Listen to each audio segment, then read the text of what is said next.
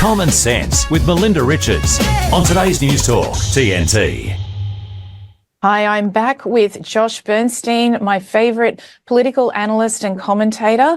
Josh, thank you again for joining me on the show. I think you're going to have to just become a regular because there is that much going on in the US right now. It's hard to keep up with everything.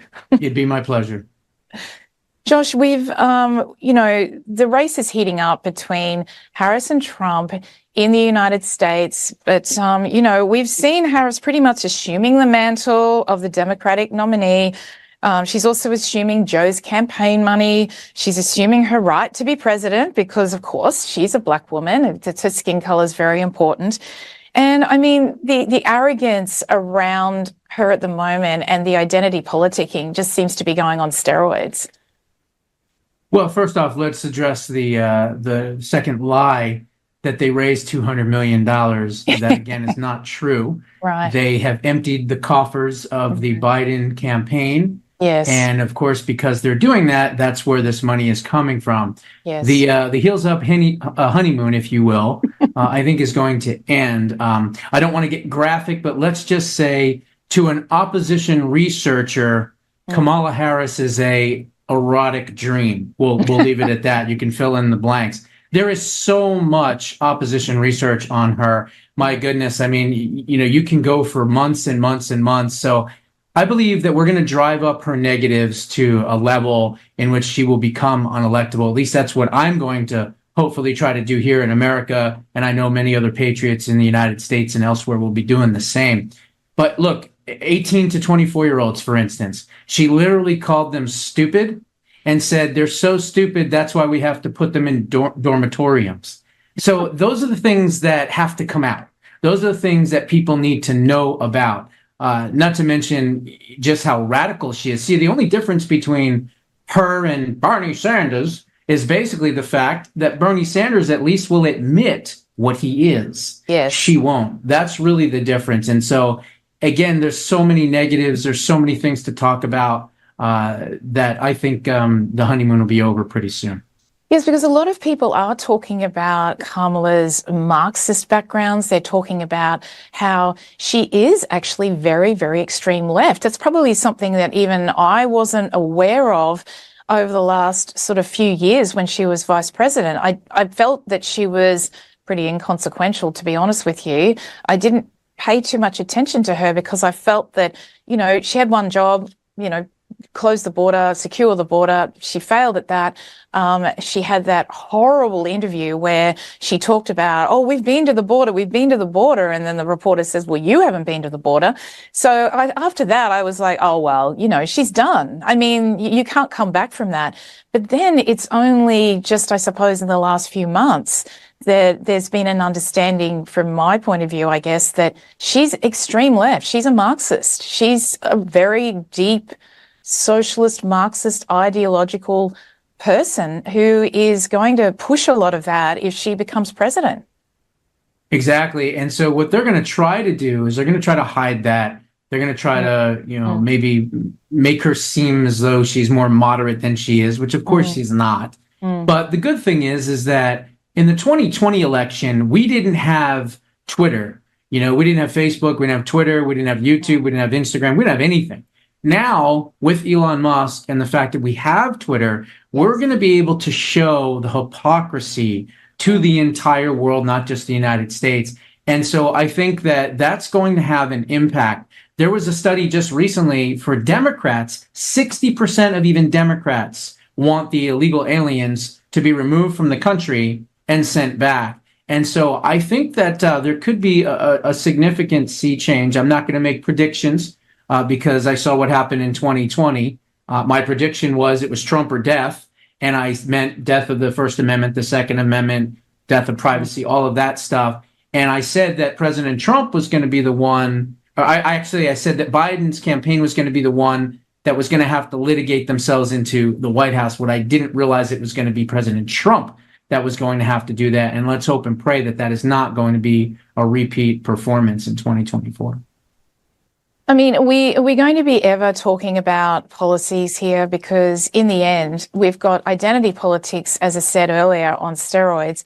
But Trump has been coming out and talking about specific things that he's going to do.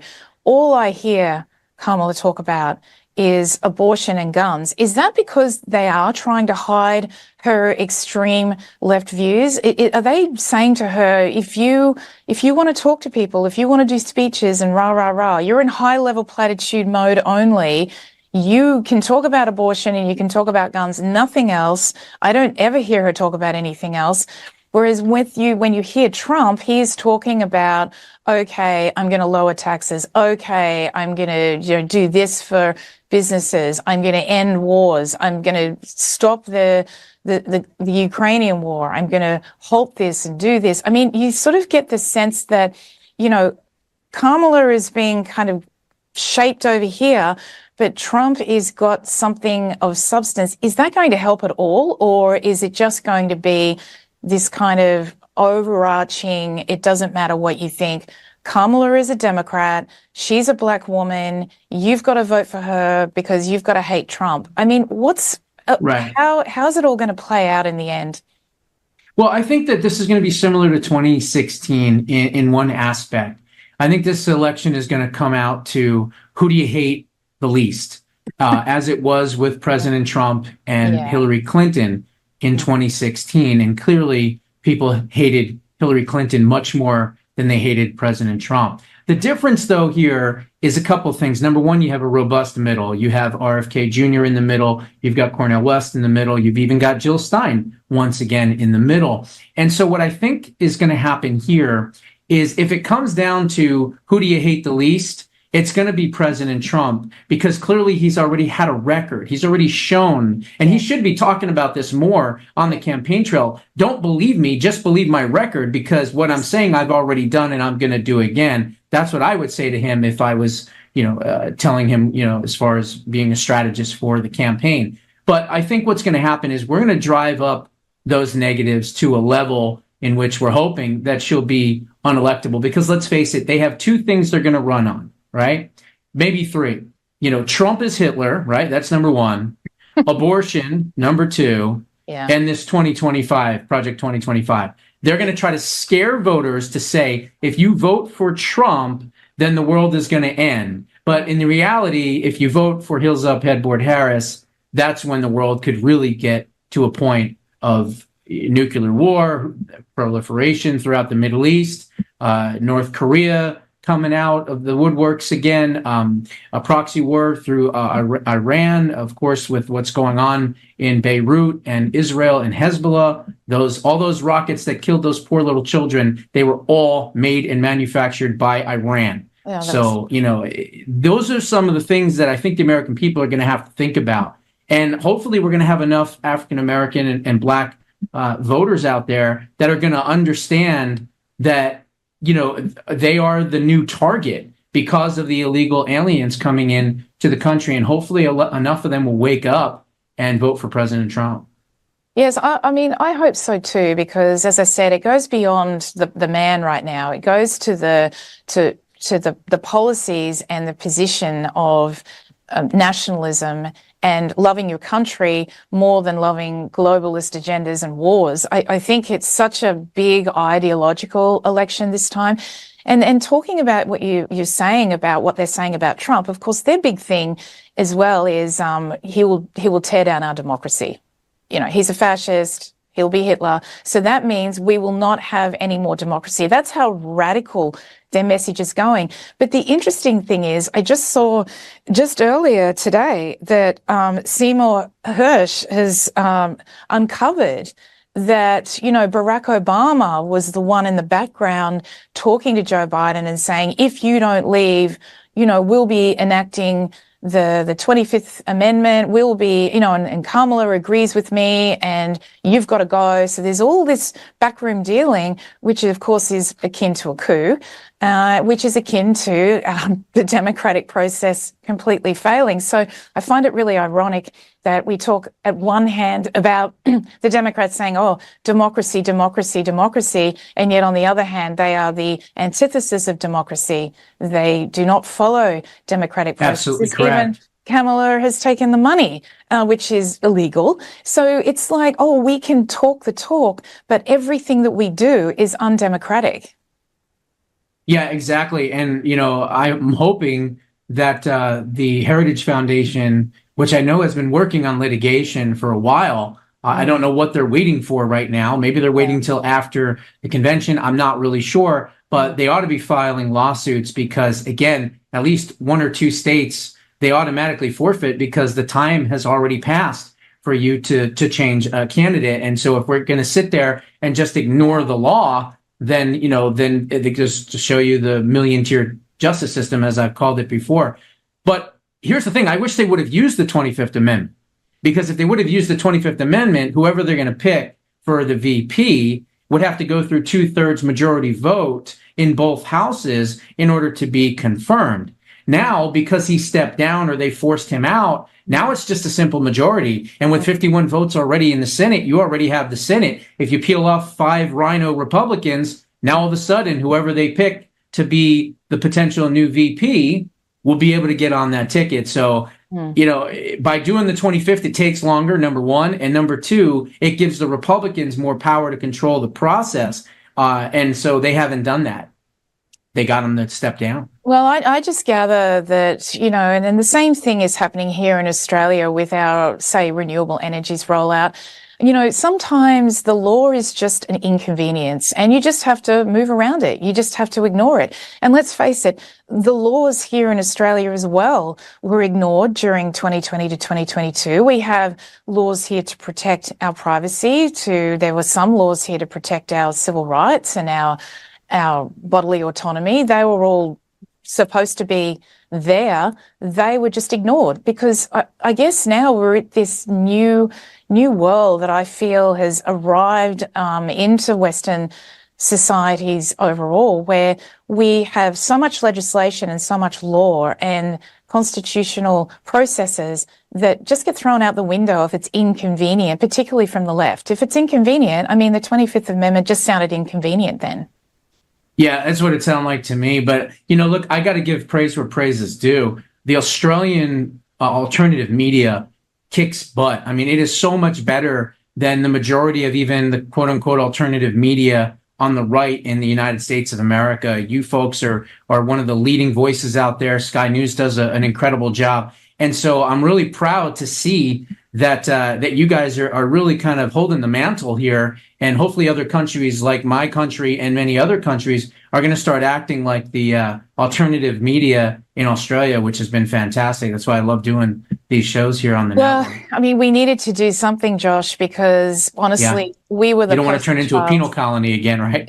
Well, that's exactly right. We were the poster child of a dystopian future. If you want to take a look at where the dystopian future is going to be heading across the world, take a look at Australia, take a look at what we're doing and where we're heading, take a look at digital ID bills that have been pushed through Parliament without most of the Australian people even realising that that's happened. Take a look at what we're doing to our food supply. We're slaughtering millions of birds out there, or chickens, because of course we're talking about bird flu more than most other countries. I mean, I think that in some ways, a group of us in Australia really had to step up because we're getting almost a desperation stage right now. I would go so far as to say we don't live in a free country at the moment. So we're busy fighting to get our democratic processes back, and we're fighting to be a free country again, if we ever were, to be honest. Yeah, exactly. And look, as America goes, so does Australia, vice versa. And so we've got to make sure that patriots on both sides of the world are fighting the same fight and in the same foxhole. And that fight is against globalist governments. That is unelected bureaucrats. And that is, of course, communists in both countries that are trying to rule over the people. And so we have to be steadfast and continue to fight against that. Yeah, absolutely. And that's why it's going to be important to keep what's going on in this election and beyond really top of mind for Aussies. Josh, what's on your T-shirt today? We're running out of time, but before you go, I just wanted to see what was happening there. It says, "This was an inside job." And I'm probably the only person brave enough to wear a t-shirt like that, or for that matter, sell it. So if anyone wants one and you're brave enough to wear one, you can go to jdushow.com and you can get your t-shirt in the store over there. But you can also pre-order my brand new book, Preserving Liberty: Bold and Brave Solutions to Save America and Create Permanent Freedom. It's a phenomenal book. It has a foreword done by a very important congressman here in America who has said that after reading the book, because he's ordered it, he is going to introduce legislation based on some of those ideas in Congress. So it's a way for me to kind of put out there how to save America, how to create permanent freedom, and using limited government and the people as the way and the tool to do it. Well, it sounds like a book that Aussies should read as well. Australia is still making news around the world with not just what happened 3 years ago now, between 2020 and 2022, but American commentators and people around the world are still talking about Australia hitting the skids in many ways with some of the new dystopian laws coming in. So this is something that we've got to work on together. We need to keep on top of what's happening all over the world. Josh, thank you so much for coming in again today. It was so good to see you. And we'll probably see you again very soon, because there's a couple of things that you brought up today that I'm going to raise again and that we're going to go in and delve into a little bit deeper. Thanks again, mate. See you Not a problem. Anytime, any topic. You're with Melinda Richards on TNT. Hey, Josh Bernstein here, America's favorite bald badass. Did you know that Bill O'Reilly charges $6.95 a month to see his content? Or how about the Blaze TV, who charges $10 a month? Or you could always subscribe to the Ben Shapiro podcast at $12 a month.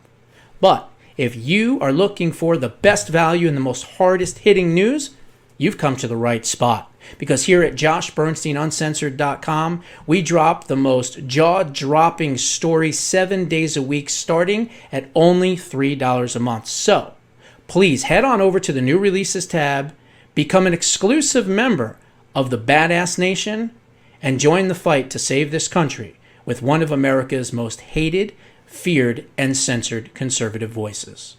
Remember, if it's banned on social media, you'll find it here. God bless.